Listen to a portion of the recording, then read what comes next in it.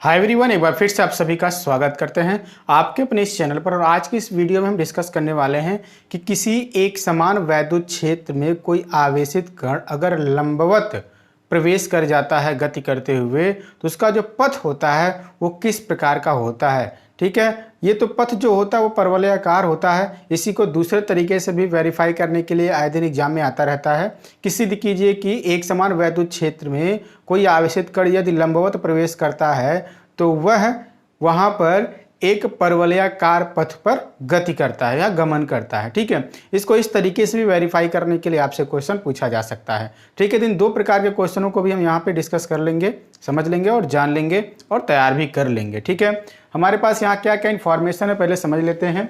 क्या है, एक कोई आवेश है, ठीक, जिसका चार्ज कितना है, क्यू कूलम का है, वो कितने वेग से वो गतिमान है, वी वेग से गतिमान है। हमारे पास धातु की दो प्लेटें हैं, एक प्लेट ये हो गया और एक प्लेट ये हो गया। ठीक, धातु की दो प्लेटें हैं। चलिए हमने एक बार बना के भी बता दे रहा हूँ। ये देखिए प्लस का चार्ज वाला हो गया और ये माइनस चार्ज वाला है। ठीक है, प्लस और माइनस चार्ज वाले दोनों के दोनों दो प्लेट। इन दोनों प्लेटों के बीच में वैद्युत क्षेत्र की जो तीव्रता है वो क्या है, बिल्कुल प्लस से माइनस की ओर होती है। यहाँ पे हमने क्या किया है, प्लस से माइनस की ओर दर्शा के रखा है पहले से ही। यहाँ पे वैद्युत क्षेत्र कितना है, कैपिटल ई है। ठीक, यहाँ पे वी वेग से कोई गतिमान आवेश है जो क्यू कूलम वाला है, लंबवत प्रवेश कर रहा है, 90 डिग्री का एंगल बनाते हुए एंट्री कर रहा है। ठीक, जो ही एंट्री करेगा वैद्युत क्षेत्र की दिशा में ही यहाँ पर इस आवेश पर बल काम करेगा, क्योंकि ये भी क्या है, प्लस का है और ये भी क्या है, प्लस का है। दोनों प्लस के होने की वजह से इनमें प्रतिकर्षण का बल काम करेगा। तो ये जो कण है धीरे धीरे नीचे की तरफ घूमता हुआ चला जाएगा और यहाँ जो ही बाहर निकलेगा वो एक टेंजेंशियल डायरेक्शन में निकल के चला जाता है। ठीक, टेंजेंशियल डायरेक्शन में वहाँ पे उसकी वेलोसिटी क्या होगी, अलग हो जाएगी। इस पर से देखिए, समझ लीजिए अगर ये कर्व है, इस कर्व के किसी एक पॉइंट से स्पर्शीय दिशा में ही वो स्पर्शीय गति करता हुआ बिल्कुल वहाँ से निकल जाता है। ठीक, कौन से वेग से, वी डैश वेग से, यानी यहाँ का वेग कुछ और होगा और यहाँ का वेग कुछ और होगा। हमको इससे कोई मतलब नहीं, हमको ये वेरीफाई करना है कि जब तक ये वैद्युत क्षेत्र में है तब तक उसका जो पथ होगा वो कैसा होगा, परवलयाकार होगा। ठीक है, परवलयाकार पथ इससे पहले 11th में भी एक बार डिस्कस किया जा चुका है। ठीक है, 12th में तो यहाँ तो है ही। ये किसके लिए है, चार्ज के लिए यानी आवेश के लिए है।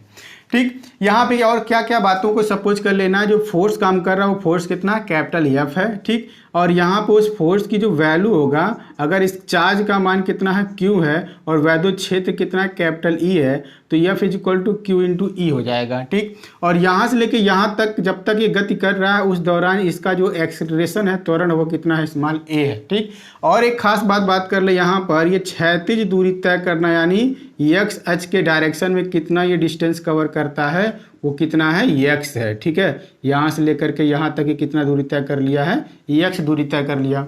और जैसे जैसे ये नीचे की तरफ आया है तो वाई एच के डायरेक्शन में कितना दूरी ये तय कर लिया, तो वाई एच के लिए कितना दूरी तय कर लिया, ये वाई डिस्टेंस तय कर लिया। देखिए ये वाई एक्सिस के लिए और ये एक्स एक्सिस के लिए, ये एक्स एक्सिस पर एक्स डिस्टेंस है और वाई एक्सिस पर वाई डिस्टेंस है, स्मॉल वाई का। ठीक, और ये कितने समय में ऐसा हुआ है, टी सेकंड में ऐसा हुआ है, टी समय में ऐसा हुआ है। ठीक, यानी इस सब चीज़ों को हमको क्या करना, पहले से सपोज कर लेना, सब कुछ मान लेना, उसके बाद ये काम हम शुरू कर पाएंगे और वेरीफाई कर पाएंगे।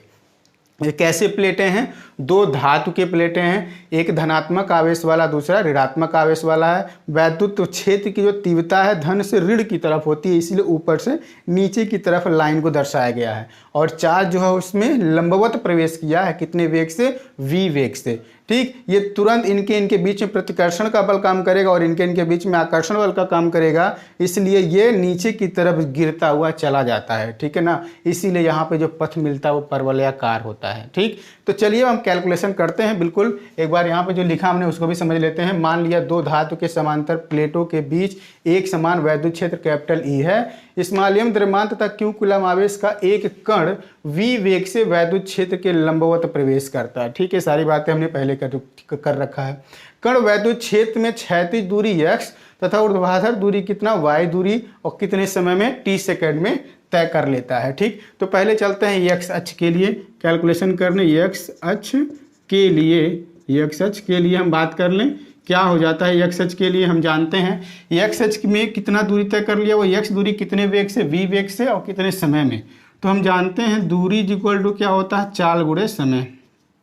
चाल गुणे समय होता है। ठीक, और दूरी अपने पास क्या है, x है, चाल कितना है v और समय कितना है t है, तो t इज इक्वल टू लिख पाएंगे क्या चीज़, यहाँ से x अपान v इक्वेशन नंबर फर्स्ट बना लेंगे। ठीक, यानी हम ये जान गए कि एक्स अक्ष की दिशा में जो दूरी चला गया है उस दूरी और समय में कितना वो समय कैलकुलेट किया, T is equal to X upon V लगा दिया हुआ है। ठीक है, और दूसरा क्या हम क्या कर लेते हैं, वाई अक्ष के लिए, वाई अक्ष के लिए कैलकुलेशन कर लें। वाई अक्ष के लिए यहाँ पे बल का मान कितना है, F is equal to Q into E है। ठीक है, और हम ये जानते हैं F is equal to M A होता है और ए इज इक्वल टू हम जानते हैं एफ बाई एम। तो यहाँ एफ की वैल्यू को यूज कर लें तो क्या हो जाएगा, क्यू इंटू ई अपान क्या चीज़, एम हो जाएगा। ठीक, और इसी को हम एक बार फिर से लिख के इक्वेशन बना दें, क्यू ई बाई एम क्या हो जाएगा, पूरा पूरा एक इक्वेशन नंबर सेकेंड। ठीक, चलिए बना दिए इक्वेशन नंबर सेकेंड।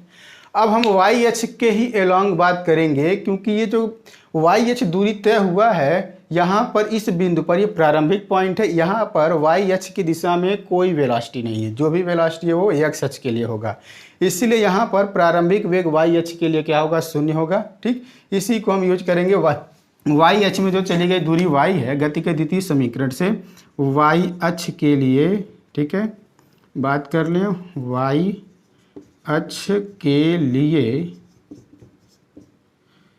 चली गई दूरी, चली गई दूरी स्मॉल वाई या गति के द्वितीय समीकरण से क्या होता है, S is equal to U T plus half A T square होता है। यहाँ एस की जगह पे क्या हम यूज करने वाले हैं, वाई यूज करेंगे। ठीक है, और प्रारंभिक वेग यहाँ पे कितना है, जीरो है, इसलिए जीरो इंटू टी इस्तेमाल कर लेंगे प्लस वन अपान टू।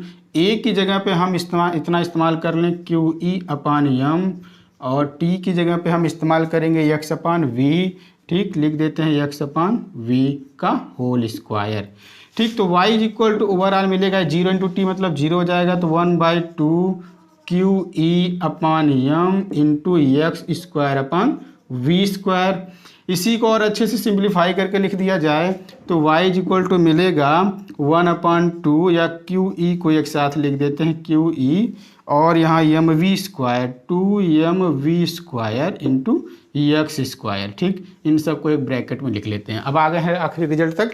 ये हम जानते हैं v जो है वो इसी वेग से एंट्री ही किया था, यानी ये बदलने वाला नहीं है। स्मॉल m जो है वो भी नहीं बदलने वाला है, चार्ज जो है वो भी नहीं बदलने वाला है, वैद्युत क्षेत्र की जो तीव्रता है वो भी नहीं बदलने वाला, यानी ये सब क्या है, कांस्टेंट हम सपोज कर सकते हैं। तो y is equal to constant को हम c के फॉर्म में रिप्रेजेंट करने c एक्स स्क्वायर। ठीक, अगर हम ऐसा करते हैं तो y is equal to C X square एक परवलय का समीकरण होता है। अतः ये जो है वो क्या है, एक परवलय का समीकरण प्राप्त होता है। ठीक है, अगर ये प्राप्त होता है इसका मतलब क्या हुआ, यहाँ पे जो कण है या आवेश है उसका जो पथ होगा गति करने के लिए वो कैसा होगा, एक परवलयाकार पथ होगा। और ये किससे साबित होता है, y is equal to C X square से साबित होता है, या इससे साबित हो जाता है वो बात। ठीक है ना, यहाँ हमने क्या किया है, इक्वेशन फर्स्ट और सेकंड को यूज किया है। ठीक है, तो यहाँ हम लिख सकते हैं समीकरण फर्स्ट और सेकंड से।